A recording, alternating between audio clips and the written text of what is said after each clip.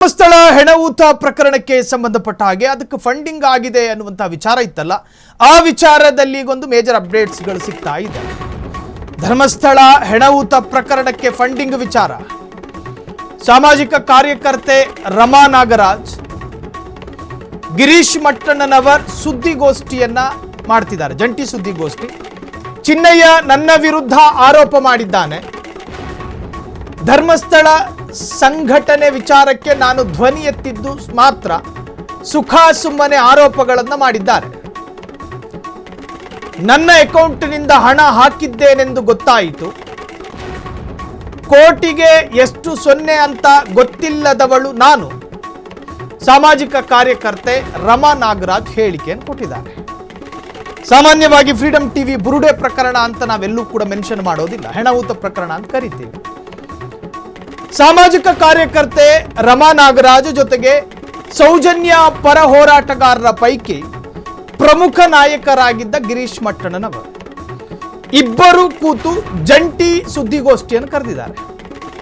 ಆ ಸುದ್ದಿಗೋಷ್ಠಿಯಲ್ಲಿ ರಮಾ ನಾಗರಾಜ್ ಮಾತನಾಡಿದ್ದಾರೆ. 1 ಕೋಟಿಗೆ ಸೊನ್ನೆ ಇದೆ ಅನ್ನೋದೇ ಗೊತ್ತಿಲ್ಲ. ನೋಡಿ, ಸುದ್ದಿಗೋಷ್ಠಿ ಪ್ರಾರಂಭಗೊಂಡಿದೆ. ಸಾಮಾಜಿಕ ಕಾರ್ಯಕರ್ತೆ ರಮಾ ನಾಗರಾಜ್ ಜೊತೆಗೆ ಸೌಜನ್ಯ ಪರ ಹೋರಾಟಗಾರರು ಗಿರೀಶ್ ಮಟ್ಟಣ್ಣನವರು ಈ ಹಿಂದೆ ಚಿನ್ನಯ್ಯ ಮಾಡಿದಂಥ ಆರೋಪಕ್ಕೆ ಸಂಬಂಧಪಟ್ಟ ಹಾಗೆ ಏನೇನು ಮಾತನಾಡಿದ್ದಾರೆ ನೋಡ್ಕೊಂಡು ಬರೋಣ. ಅದಿಲ್ಲದೆ ಸುಮ್ಮನೆ ಇದೊಂದು ಬುರುಡೆ ಕೇಸು, ಬುರುಡೆ ಗ್ಯಾಂಗು ಅಂತ ಹೇಳಿ ಸುಮ್ಮನೆ ಮಾಡಕ್ಕೆ ನಾವು ಬಿಡೋದಿಲ್ಲ.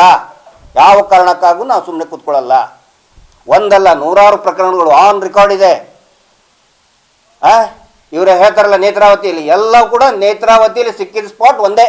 ನೇತ್ರಾವತಿ ಅದು ನದಿ, ಅದು ಕೆರೆ ಅಲ್ಲ ಮೇಡಮ್. ಕೆರೆ ಆದರೆ ಒಂದು ಇಂತಲ್ಲಿ ಮುಳುಗಿದ್ರೆ ಆಯ್ತಪ್ಪ, ಈ ಕೆರೆಯಲ್ಲಿ ಸಿಕ್ಕರು. ಅದು ಹರ್ಕೊಂಡು ಹೋಗೋದು, ಒಂದು ಕಡೆ ಬಿದ್ದರೆ ಇನ್ನೊಂದು ಕಿಲೋಮೀಟರ್ ದೂರ ಹೋದ್ಮೇಲೆ ಸಿಗ್ತದೆ ಡೆಡ್ ಬಾಡಿ. ಇಲ್ಲಿ ಇವರು ಬರೀತಾರೆ ಎಲ್ಲವೂ ಕೂಡ ನೇತ್ರಾವತಿ ಸ್ನಾನಘಟ್ಟದಲ್ಲೇ ಸಿಗ್ತವೆ. ಎಲ್ಲವೂ ಕೂಡ ಅದೇ, ಅಂದ್ರೆ ಗೋಲ್ ಪೋಸ್ಟ್, ಅದು ಗೋಲ್ ಪೋಸ್ಟ್. ಎಲ್ಲೇ ಕೊಲೆ ಆದರೂ ಸೀದಾ ಅಲ್ಲೇ ಬಂದು ಸಿಗ್ತದೆ. ಲಾಜಿಂಗ್ನಲ್ಲಿ 4 ಡೆಡ್ ಬಾಡಿ ಲಾಜಿಂಗ್ ಒಳಗಡೆ, ಅದರಲ್ಲಿ ಒಂದು ಹುಡುಗಿ, ಒಬ್ಬ ಹುಡುಗ ಅಂದ್ರೆ ಪುರುಷ 35 ಇಯರ್ಸ್ ಅಂದ್ರೆ ಅಪ್ಪ ಮಗಳು ಇಬ್ರು ಸತ್ತಿದ್ದಾರೆ. 302 ಕೇಸ್ ರಿಜಿಸ್ಟರ್ ಮಾಡಿದ್ದಾರೆ, ಮರ್ಡರ್ ಕೇಸ್ 302 IPC. ಸರ್ಕಾರ ಉತ್ತರ ಕೊಡ್ಬೇಕು ಇದಕ್ಕೆ.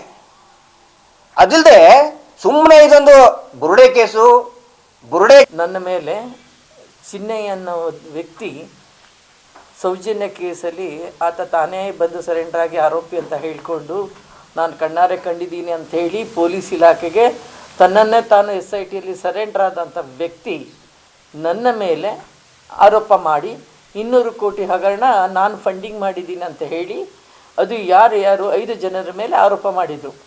ಮೊದಲನೇದಾಗಿ ಮಹೇಶಣ್ಣ, ಗಿರೀಶ್ ಮಟ್ಟಣ್ಣನವರ್, ಮತ್ತು ಜಯಂತ್ ಟಿ ಹಾಗೂ ವಿಠಲ್ ಗೌಡ, ನನ್ನ ಪ್ರಕಾಶ್ ರೈ, ರಮಾ ನಾಗರಾಜ್.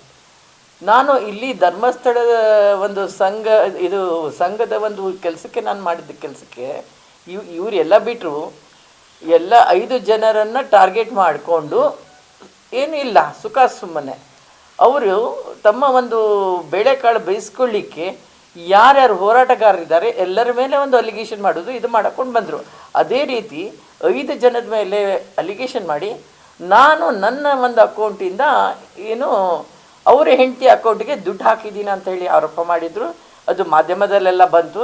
ಅದು ನನಗೆ ಖೇದ ಆಯಿತು. ಯಾಕಂದರೆ 200 ಕೋಟಿಗೆ ಎಷ್ಟು ಸೊನ್ನೆ ಅಂತ ಗೊತ್ತಿಲ್ಲದವಳು ನಾನು ಹೋರಾಟ ಅಷ್ಟೇ ಹೊರತು ಕಾನೂನುಬದ್ಧವಾಗಿ ಇಲಾಖೆ ಜೊತೆ ನಾನು ಇಷ್ಟು ವರ್ಷ ಕೆಲಸ ಮಾಡ್ಕೊಂಡು ಬಂದಿದ್ದೀನಿ. ಚಿತ್ರದುರ್ಗದಲ್ಲೆಲ್ಲ ಈ ರಾಜ್ಯ ಮಟ್ಟದಲ್ಲಿ ಅಂತಾರಾಜ್ಯ ಮಟ್ಟದಲ್ಲೂ ನಾನು ನನ್ನ ಒಂದು ಕೆಲಸ ನಿರ್ವಹಿಸಿದ್ದೇನೆ. ಅದು ನಾನು ಹೆಮ್ಮೆಯಿಂದ ಹೇಳ್ತೇನೆ. ಆದರೆ ಎಲ್ಲೇ ಆದ್ರೂ ನಾವು ಇಂಥಕ್ಕೆ ಧರ್ಮಸ್ಥಳಕ್ಕೆ ಅಪಪ್ರಚಾರ ಬರುತ್ತೆ ಅಂದರೆ, ಧರ್ಮಸ್ಥಳ ಅದು ಊರು ಸ್ವಾಮಿ, ಅದು ಧರ್ಮಸ್ಥಳ ಕ್ಷೇತ್ರದ ಬಗ್ಗೆ ಯಾರು ಮಾತಾಡೋ ಹಕ್ಕಿಲ್ಲ, ಅವ್ರಿಗೂ ಇಲ್ಲ, ನನಗೂ ಇಲ್ಲ, ಮತ್ತೊಬ್ಬರಿಗೂ ಇಲ್ಲ. ನಾವು ಅದ್ರ ಬಗ್ಗೆ ನಾವು ಯಾರೂ ಮಾತಾಡ್ತಾ ಇಲ್ಲ. ಅದನ್ನು ಎಲ್ಲರೂ ಅರ್ಥ ಮಾಡ್ಕೊಳ್ಬೇಕು.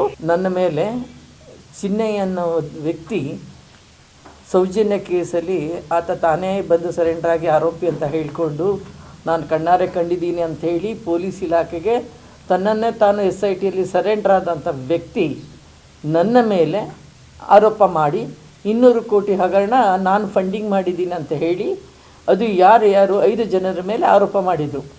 ಮೊದಲನೇದಾಗಿ ಮಹೇಶಣ್ಣ, ಗಿರೀಶ್ ಮಟ್ಟಣ್ಣನವರ್, ಮತ್ತು ಜಯಂತ್ ಟಿ ಹಾಗೂ ವಿಠ್ಠಲ್ ಗೌಡ, ದೆನ್ ಪ್ರಕಾಶ್ ರೈ, ರಮಾ ನಾಗರಾಜ್. ನಾನು ಇಲ್ಲಿ ಧರ್ಮಸ್ಥಳದ ಒಂದು ಸಂಘದ ಒಂದು ಕೆಲಸಕ್ಕೆ ನಾನು ಮಾಡಿದ್ದಕ್ಕೆ